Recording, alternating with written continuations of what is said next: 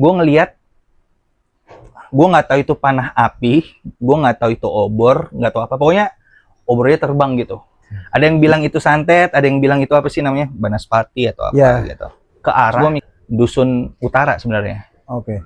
Pas lagi jalan ke dusun ternyata ada yang meninggal. Katanya disantet. Senyumnya tuh sampai sini. Dia senyum lebar gitu loh. Lebar. Si ibu ini entah kenapa out of nowhere tiba-tiba gini. Salam Maria, diikutin tapi kampung yang kental kuat sama black magic. Oke. Lama-lama tuh kepala keluar, set. Lama-lama badan. Bener-bener yang dia lihat di kampung di dusun utara itu.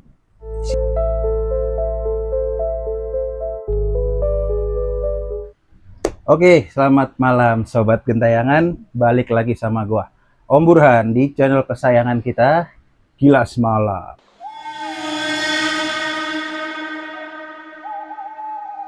Nah, kali ini kita kedatangan salah satu narasumber yang kita bisa bilang multi talent banget. Musik bisa, nge-produce apapun bisa, sampai saking dia multi talentnya, dia tuh bisa sampai punya pengalaman mistis horor yang penasaran gimana ceritanya? Saksikan terus video ini dari awal sampai akhir. Jangan sampai di skip-skip. Dan jangan lupa juga bantu subscribe channel ini. Kalian pada like, komen, dan share. Dan follow juga sosial media kita di IG, di TikTok ada kilasmalam.official. Dan buat kalian yang mau jadi narasumber, kayak narasumber kita kali ini, bisa kirim ke email kita di kilasmalam.official@gmail.com. Oke, kita langsung aja ya. Kita tanya, kita ngobrol sama narasumber kita kali ini. Halo, Bang Boni. Halo, Bang Burhan. Gimana Bang Burhan? Sehat? Bang Boni gimana, sehat? Sehat. Oke, jadi alhamdulillah. Lu ada cerita waktu zaman kuliah nih kali ya? Iya. Ceritanya lagi, bahasanya lagi KKN lah ya, biar pada ngerti ya. Iya, KKN kurang aja. lebih KKN kurang ya. lebih Itu KKN, benar. di salah satu daerah di Jawa Tengah ya? Jawa Tengah. Jawa Tengah. Kita nggak usah sebutin namanya. Itu gimana ceritanya? Oke, Bang Bon, udah siap cerita? Oke, siap. Oke, Kita gaskan langsung.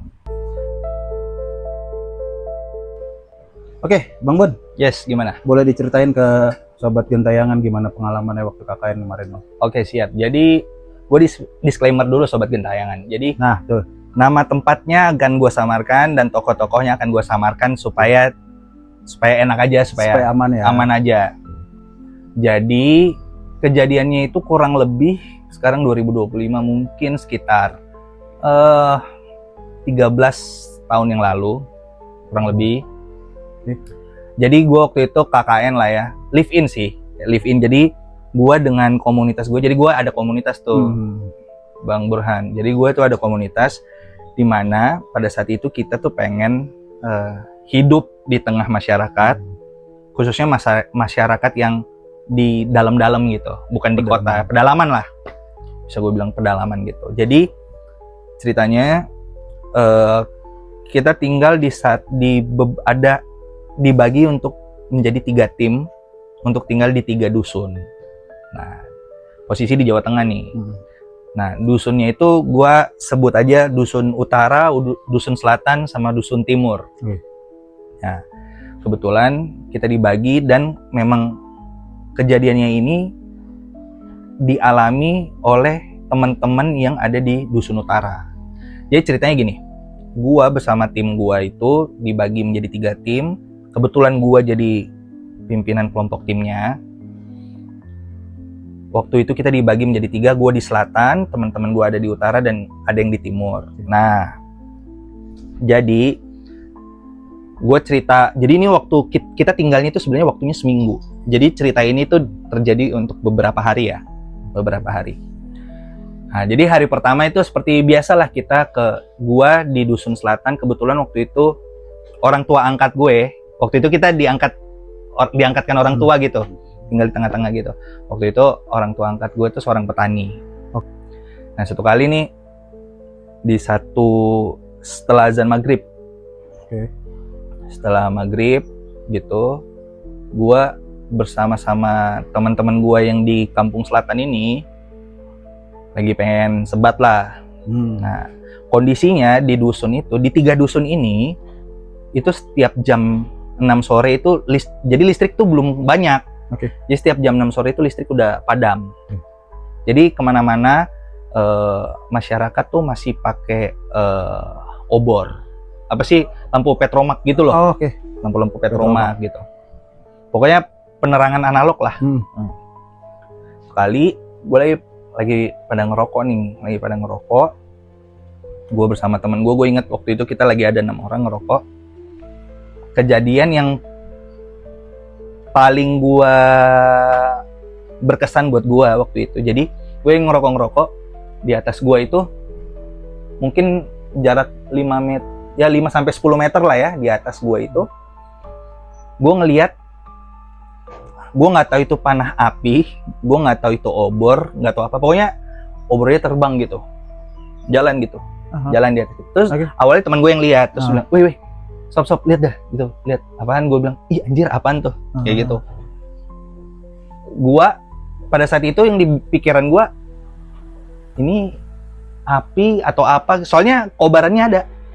Lu tahu api nyala nggak sih? Api nyala kan kobar-kobar gitu. Apinya nyala jalan. Terus gue bilang, itu apa? Kata teman gue, Bun, kayaknya itu santet deh, kayaknya santet. Ada yang bilang itu santet, ada yang bilang itu apa sih namanya, banaspati atau apa gitu. Terus gue mikir kayak, ya udahlah. Jadi posisinya kita lihat itu, pokoknya kalau dari angle gue lagi ngerokok, dia tuh ke samping kiri gue, ke sono. Nah, itu tuh ke arah dusun utara sebenarnya. Nah, cuman gue nggak tahu tuh itu buat apa dan apa tujuan, gue nggak tahu. Udah, kita pokoknya kayak kita nikmatin lihat itu aja, merinding tipis, karena itu kan nggak serem kan, kayak buat gue kan nih sobat gentayangan, gue tuh sebenarnya skeptikal, cuman gue percaya hal-hal di luar manusia kita ini ada. Jadi pada saat itu ya udah, gue melihat sesuatu itu unik aja, lucu aja gitu, apalah itu. Nah, ternyata sudah nih, hari berganti, hari besoknya. Kan gue ini, tadi gue bilang di awal, gue ini kan ketua rombongan, ketua regu. Nah, kita ini, titik kumpulnya itu selalu di dusun utara. Dusun utara. Kenapa gitu? Karena semua fasilitas yang lumayan memadai itu di dusun utara ini. Jadi kita ngumpulin di situ, soalnya mereka tuh ada pendopo, ada buat tempat ibadahnya juga gitu. Nah, udah kita ngumpul lah di situ. Pagi-pagi setiap habis sebelum beraktivitas kita pagi ke sana. Ternyata namanya dusun ya kan, orangnya nggak banyak ya kan? Iya, betul. Orangnya nggak banyak, baru rumahnya juga ya nggak jauh-jauh banget gitu. Pas lagi jalan ke dusun ternyata ada yang meninggal. Ternyata ada yang meninggal di satu itu.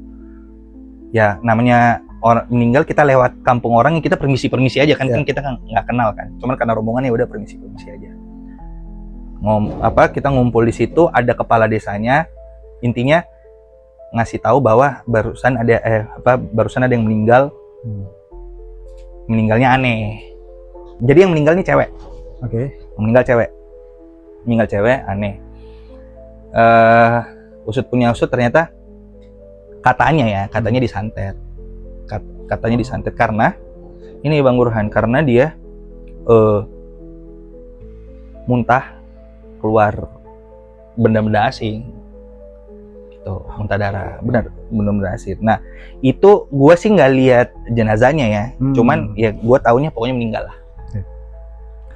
Gue sama teman-teman gue yang di dusun selatan langsung mikir, ini jangan-jangan tuh api yang kemarin nih, jangan-jangan api. Soalnya ke arah sana, Cuman ya kita nggak mau suzon lah, takut nanti kalau misalnya kita ngomong gitu, nanti orang-orang kampung mengiranya kita gimana ya kan. Soalnya kita pendatang, maaf banget ya sudah.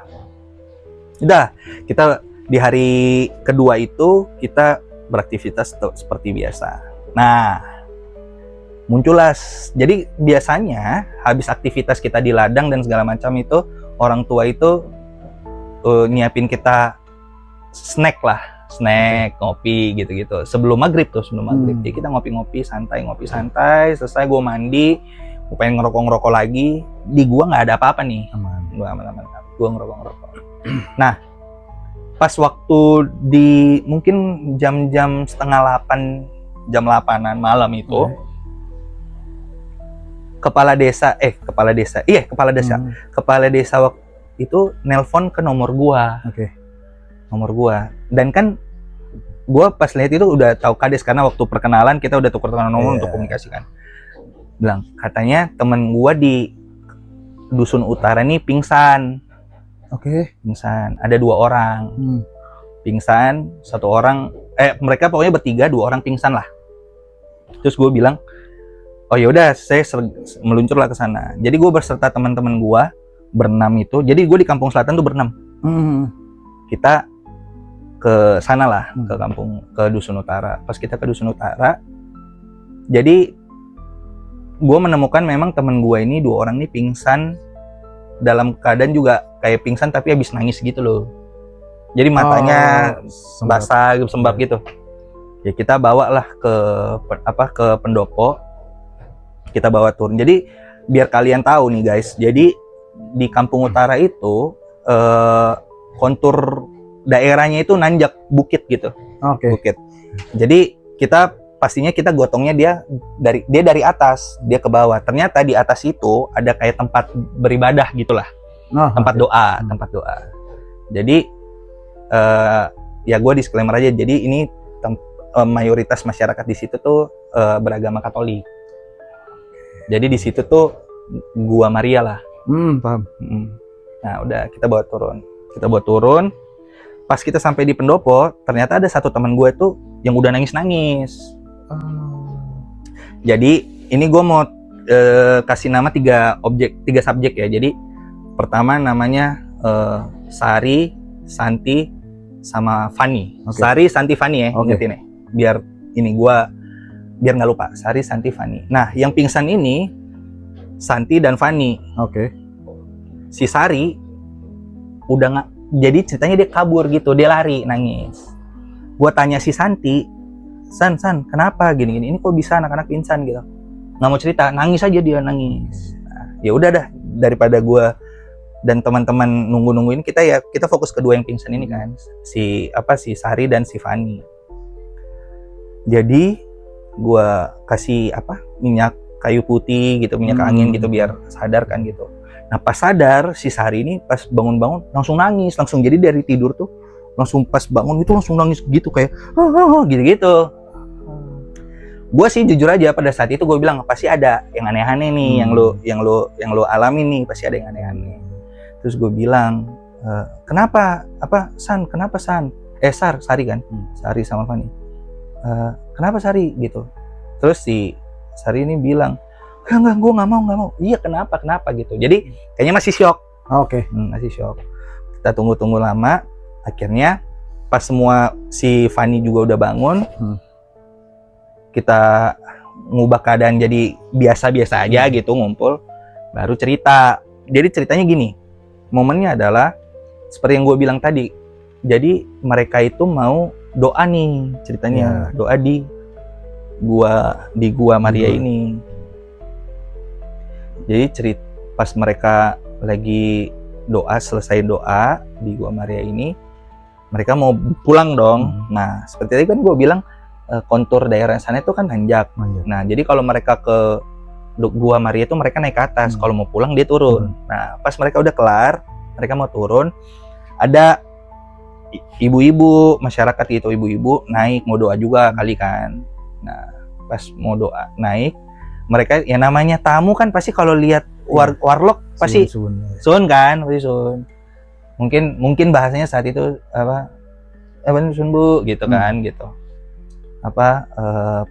Salam lah, salam sama ibu gitu. Nah si ibu itu pas lagi naik itu ibunya diam. Nah jadi yang digambarkan adalah ibu-ibu ini mau doa di Gua Maria itu pakai kebaya warna merah.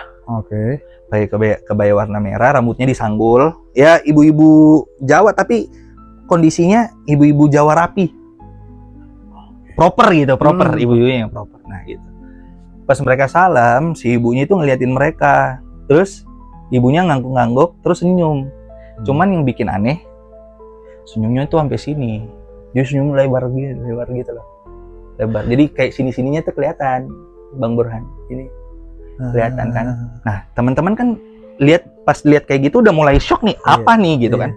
Terus matanya membelok, gede, matanya gede. Nah, karena teman ini udah pada shock. Lu pernah tahu nggak sih kalau lagi lu lihat sesuatu, lu kayak freeze gitu, terus deg-degan, deg-deg kayak gitu, pernah nggak? Pernah berasa gitu ya? Pasti kayak gitu, deg gini. Temen gue lihat ini pasti bukan orang nih. Doa Maria lah dalam hati.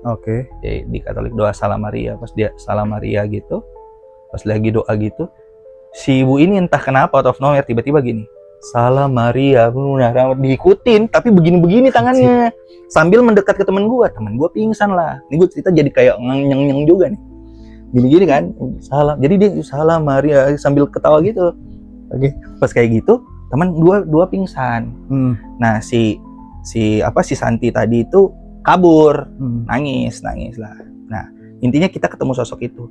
Nah di momen kita lagi nenangin kawan-kawan yang habis ketakutan, mengalami pengalaman bisa dibilang pengalaman mistis, hal-hal yang berbau astral lah ya.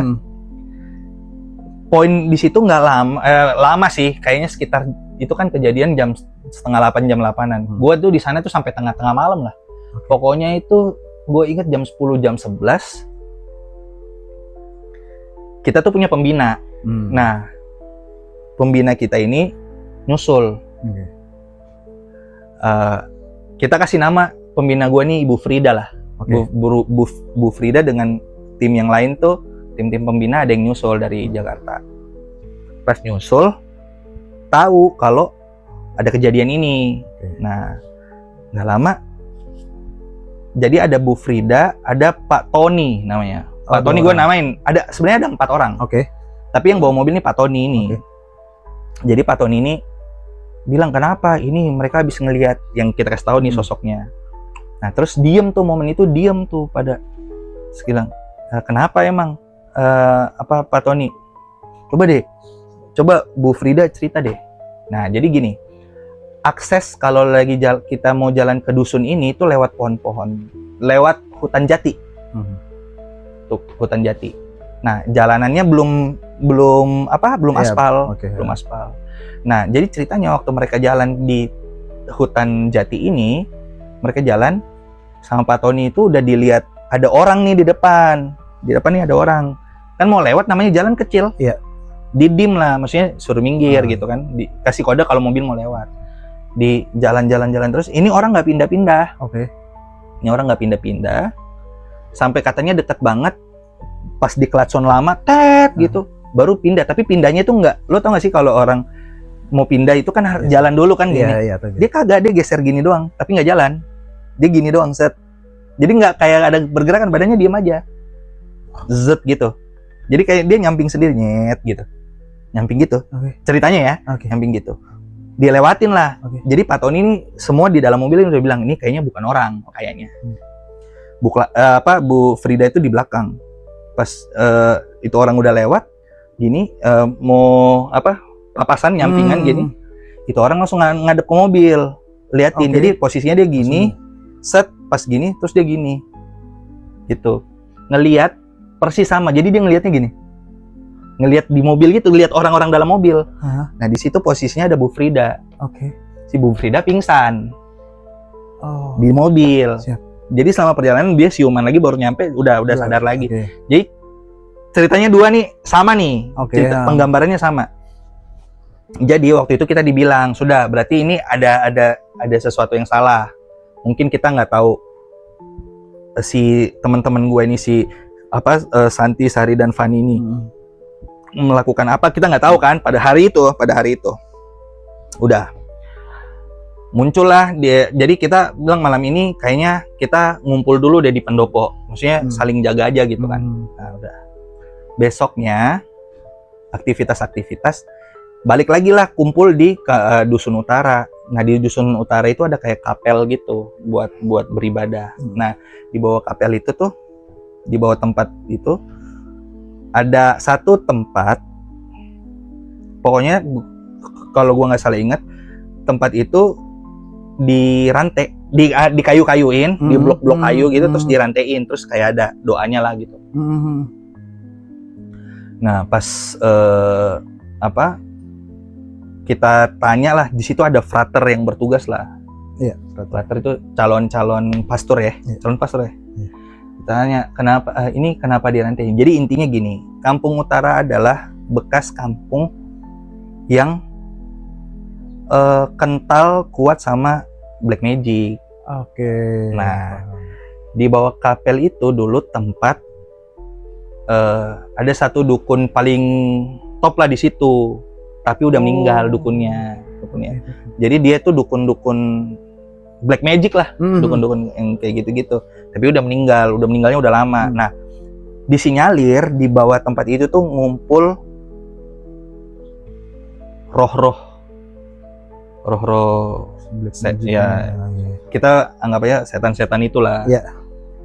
Ngumpul di situ, di mana itu jadi pusatnya tinggalnya mereka. Nah, mungkin waktu agama Katolik masuk ke situ pertama kali mengadakan pengusiran gitu-gitu, mungkin di sini kuat, makanya ditutup dan didoain.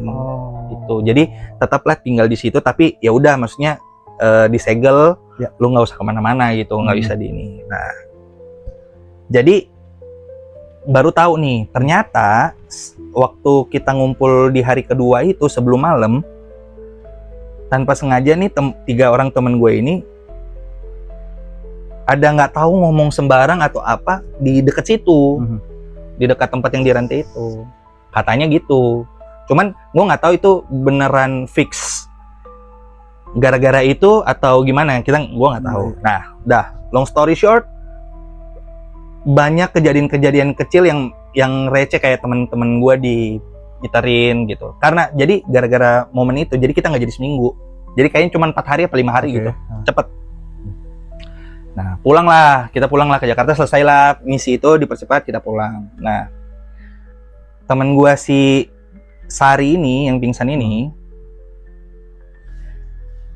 satu waktu pergi ke, setelah ini udah di Jakarta nih ya. Udah balik di Jakarta. Satu waktu pas balik ke Jakarta, dia pergilah di satu mall di Jakarta. Satu mall besar, satu mall terkenal lah di Jakarta. Nah, pas pergi ke situ, seperti biasa dia belanja lah di jalan-jalan gitu. Nah, dia ke toilet lah, dia di toilet. Nah, pas waktu lagi di toilet itu, toiletnya memang lagi ada under maintenance, tapi bisa digunakan. Nah, under maintenance-nya itu kayak ada beberapa plafon yang dibuka, kayaknya entah benerin instalasi atau apa gitu. Jadi ceritanya tuh dia lagi cuci tangan, habis dari toilet, terus dia ngaca gitu kan. Nah, posisi plafon yang bolong itu di atas, otomatis kalau mirror gini kelihatan dong gitu. Dia lihat-lihat gitu, kayak lihat ya udah sambil cuci tangan, sambil benerin lipstick mungkin kan, lihat apa segala macam, touch up. Atau ada pertama rambut kecil nih, rambut dari plafon itu, tapi dia kayak masih apaan sih tuh, kayak gitu, kita lihat-lihat dong apaan sih. Lama-lama tuh kepala keluar, set, lama-lama badan, bener-bener kepala, jadi rambutnya itu bener-bener ke bawah tuh. Lucunya, ngerinya adalah ternyata yang keluar itu kepalanya adalah sosok yang dia lihat di kampung, di dusun utara itu. Si ibu itu keluar, si ibu-ibu itu. Nah, dengan posisi bener-bener masih melotot, senyum, sampai senyumnya masih gede, posisinya sama. Cuman bedanya waktu itu rambutnya agak terurai gitu, nggak nyanggul gitu. Nah, teman gue ya doa juga lah, doa Bapak kami, diikutin juga, Bapak kami dalam surga, gitu-gitu, dimuliakan namamu, gitu. Tapi sambil ngelotot, temen gue lari. Akhirnya lapor, waktu itu masih zaman belum ada WhatsApp kali ya, masih BBM kali ya atau apa? Mungkin. Pokoknya ngobrol itu bilangin ke grup kalau gue lihat ini lagi gitu. Akhirnya kita konsultasi sama kepala desanya, kepala dusunnya, dibilang bahwa si Sari ini harus balik harus balik ke dusun utara. Oke. Harus balik buat nyelesain, kayaknya ada unfinished business gitu loh. Jadi ada urusan yang belum kelar. Jadi lu harus kelarin dulu lah di sana. Oke. Dia balik ke sana, didampingi sama rohaniawan di sana kan, sama si frater itu. Mereka tuh kayaknya nggak tahu mereka eksorsisme atau apa, pokoknya pelepasan lah apa itu. Ternyata yang ditangkap, jadi ada orang yang bisa begitu-begitulah di sana. Walaupun udah nggak jalanin tapi ada lah. Jadi ternyata si Sari ini tuh ternyata mirip sama dulu ada warga yang ibunya ditinggal, dia jadi TKW. Apa sih TKI. Jadi TKI di luar. Oke. Nah, dia keluar itu, ibunya itu, maaf ya, ibunya tuh bundir. Ibunya bundir. Nah, sosok yang dikasih tahu itu adalah sosok si ibu itu. Jadi, si Ibu Frida itu ngelewatin makamnya si sosok itu. Nah, si Sari ini mukanya persis mirip, dikasih lihat fotonya. Nah, si foto anak si ibu ini itu si anak ini udah nggak pernah ke situ lagi. Udah sekian belas tahun nggak pernah balik. Pada saat itu ya, dari saat itu udah nggak pernah balik. Jadi kesannya yang ditangkap bahwa kayaknya si Sari ini tuh anaknya. Nah, karena jadi ibu itu pas stres anaknya nggak pulang-pulang sendiri gitu. Makanya diikutin. Jadi tapi setelah pelepasan terus mereka ada ceritanya gini, ada yang dia bilang pokoknya saya bukan anakmu gitu. Jadi jangan ikut saya lagi bla bla bla bla gitu. Akhirnya dari situ dia kayak cuman 2 hari 3 hari dia pulang, akhirnya lepas dari itu. Oke, Bang Boni, waduh gila cerita lu. Sumpah gue merinding loh sampai sekarang. Gue setiap cerita ini tuh selalu merasakan vibes-nya loh. Iya, masih ya? Iya. Karena waktu itu memang waktu gue temukan temen gue, maksudnya kita bopong, itu orang rame. Tapi serem, tau gak lo? Kayak pas auranya, dia cerita, auranya tuh langsung kayak ser banget gitu loh. Kalau kata anak sekarang, boom banget, bab banget pokoknya deh. Horor, Cok. Iya, apalagi masih di daerah pedesaan ya. Pedesaan. Listrik juga lagi jam segitu lagi nggak ada listrik. Jadi udah masuk malam. Nuansa lampu petromak. Obor. Iya. Oke, Bang Bon. Tadi kan lu sempet ada cerita ketika lu lagi nongkrong sambil rokok lah ya. Iya. Ada momen apa kita bilang mungkin sejenis banaspati kali ya, atau apapun itu lewat di depan lu, di atas lu ya? Iya, di atas. Pas di atas lu kan? Bener, di atas. Dan itu kalian berenam semua ngelihat semuanya. Dan setelah momen itu lu mendengar ada warlock ya, warlock yang meninggal. Nah, dari si api tersebut melewat melintas di atas kalian sampai si warlock itu meninggal, itu berapa lama sih waktunya? Maksudnya ketika ini menghilang baru si warlock meninggal atau ada beberapa waktu dulu, jeda waktu dulu kan? Enggak, jadi itu kan di hari pertama. Ini visualnya itu api jalan. Nah, dia tuh nggak hilang, dia benar-benar literally jalan aja udah. Jadi makin ngejauhnya kita lihat dia makin jauh. Tapi ke arah sono. Nah, karena kebetulan besokannya, pokoknya tiap hari kan kita selalu ngumpul di utara nih, buat briefing. Pas kita ke sana ada berita duka. Jadi kita tahu. Jadi kita menyimpulkan gini, jangan-jangan yang semalam nih yang kita lihat. Itu pun juga kita nggak buka. Iya, semalam kita lihat, enggak kita buka. Maksudnya menjaga aja kan? Gue menjaga aja. Cuman memang kalian teman-teman itu berpikiran ada hubungannya dengan ini. Kemungkinan. Jadi gini, awalnya kan dibilangnya ada yang meninggal. Tapi ya namanya kita nggak mau kepo meninggal kenapa ya? Kita nggak kenal juga ya kan? Meninggal. Tapi pas dari meninggal, terus saya ambil aktivitas lagi ngumpul buat briefing. Ya terdengar lah, ya aduh kasihan banget ya dia kok bisa diginiin orang gitu-gitu. Oh. Dan akhirnya udah mulai dari situ kita dengar-dengar, emang kenapa? Barulah nanya, iya mas. Jadi kan ada yang anak-anak mudanya juga kan di situ kan. Kita berinteraksi juga, iya dia apa ada benda-benda asing gitu. Nah, ngomong lagi balik lagi ke 3 teman lu yang cewek tadi, si Sari, si Santi, Fani. Sari, Santi, Fani.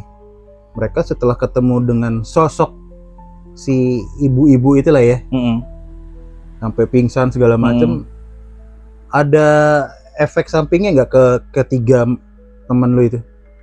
Atau Efek samping pasti efeknya mereka parnoan ya. Gua especially sama si Sari karena dia sampai 2 kali nih. Yang tadi sampai dia ke Jakarta nih. Dia tuh jadinya ya jadi parnoan. Jadi seumur hidupnya dia nggak pernah lihat barang-barang kayak gitu. Iya. Tiba-tiba muncul depan muka gitu loh, maksudnya. Iya, langsung muncul depan muka. Shock banget pasti. Shock banget pasti, shock banget karena literally lu lihat secara detail, bukan yang samar-samar misalnya kayak sekelebetan gitu. Iya, apaan itu misalnya kayak putih-putih apaan itu kan enggak gitu, benar-benar teng depan muka. Dan itu wujudnya wujudnya solid. Dan ya gitu, jadi mereka turun. Ibu-ibu ini naik dong, kalau mau doa kan pasti naik. Papasan dong. Pas papasan salim, berarti kan kalau lu nyalamin orang tunggu dekat dulu kan, nggak dari jauh, Bu gitu kan, jalurnya cuma di situ, satu akses doang gitu kan. Kan tunggu dekat, logikanya nih kan, lu tunggu dekat baru lu halo Bu gitu, misalnya kayak gitu, atau permisi Bu, ibunya diem dong, lama-lama senyum. Teman gua nge-freeze dalam hati langsung salam Arin, gimana nggak pingsan? Gua jadi dia sih. Gua sih pasti pingsan. Gua sih mau kalau sekarang ngomong nih, gue pukul. Kayaknya hari itu enggak sih, gue kayak langsung pingsan juga. Langsung depan gue kayak anjing apa nih. Gila. Dan si ibu-ibu itu ketika mereka lihat si ibu ini benar-benar jalan, jalan. Jadi bener ada stepnya gitu. Jadi kenapa gue bilang mereka bisa sampai kasih salam karena mikirnya kayak ibu-ibu warlock biasa. Cuman anehnya ya ibu-ibu itu yang tadi gue bilang kayak ibu-ibu dandan. Ibu-ibu Jawa proper gitu loh. Tapi gitu, jadi pas papasan mereka salam, dia diem langsung gitu.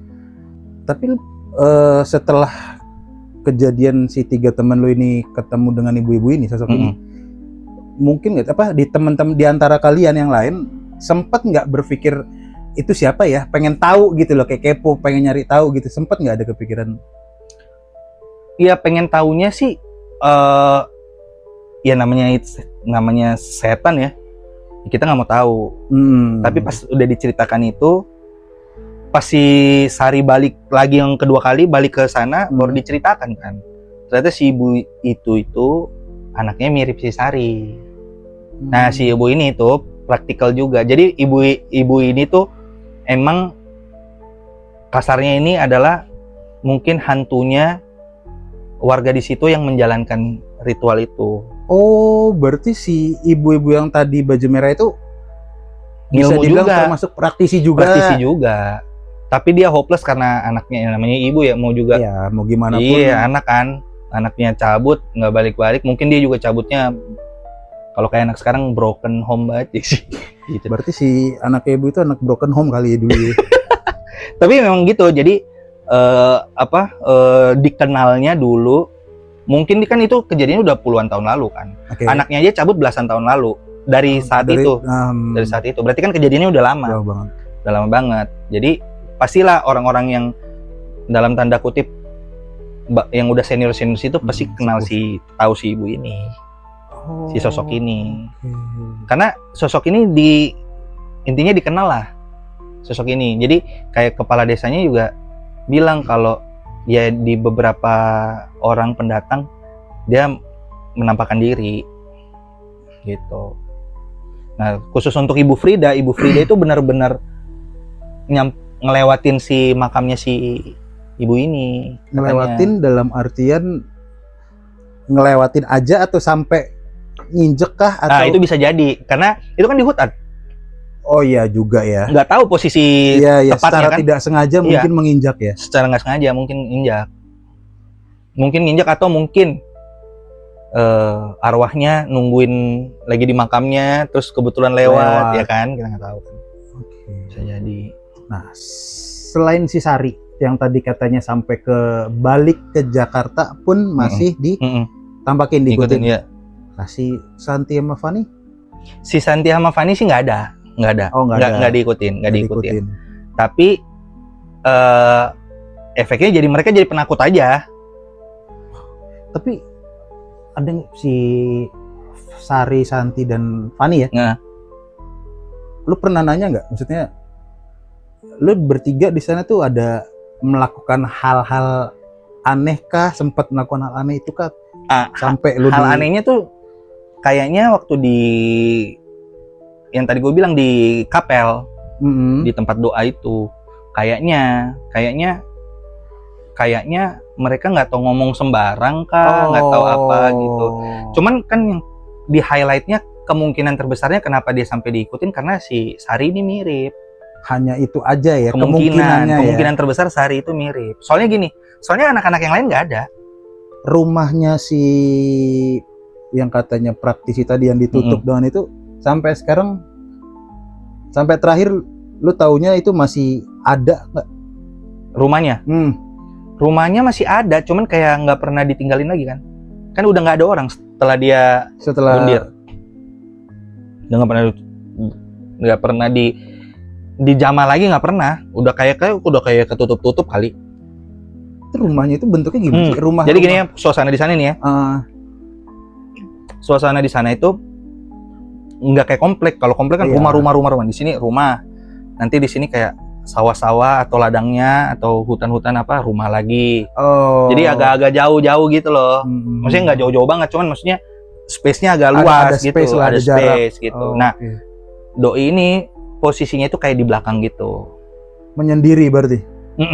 Oh, gue pikir ya masih satu. Nggak rutuntan gini. Enggak. Ada di sini, ada yang sono, ada yang mana, ada yang kayak gitu-gitu.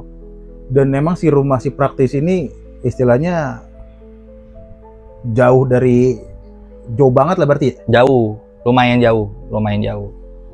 Nah memang tapi untuk Warlock tahu keberadaannya ini, cuman dia paling suka nunjukin katanya ke pendatang-pendatang. Oke Bang Bon, pertanyaan terakhir ya. Yoi. Sebelum kita closing, lu ini kan bisa dibilang anak muda yang aktif banget ya, selain bersosmed dan segala macam, lu juga aktif ngeband ya. Lu sendiri tuh percaya nggak sih hal-hal seperti ini? Tanggapan lu seperti apa? Kalau dibilang percaya atau tidak, gue percaya.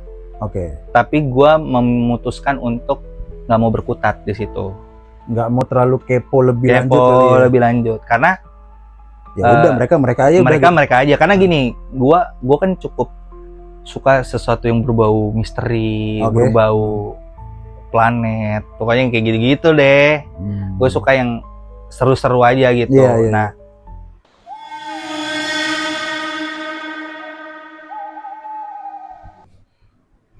Bang Boni, sekali lagi thank you banget ya. Sama-sama. Udah mau datang, udah mau berbagi cerita pengalamannya di Kilas Malam. Sama-sama. Sehat selalu. Sukses terus thank buat you. segala pekerjaannya. Amin. Om Burhan juga ya. Kilas Malam juga semoga semakin ramai. Oke. Buat teman-teman, kesimpulan kita kali ini dari cerita narasumber kita, buat kalian yang mengunjungi suatu daerah, apalagi suatu daerah baru, dan daerahnya itu daerah yang terpencil, itu kalian harus bisa jaga omongan, jaga sikap, jaga perilaku. Jangan pernah namanya sompral nih, sekuat-kuat apapun kalian, pasti bakal ada gangguan kalau kalian melanggar itu semua. Karena kita tuh nggak bakalan tahu hal apa yang bakal terjadi ke depannya. Sobat Gentayangan, horor tidak pernah berakhir. Hanya menunggu kamu di episode berikutnya. Saya Om Burhan, pamit undur diri.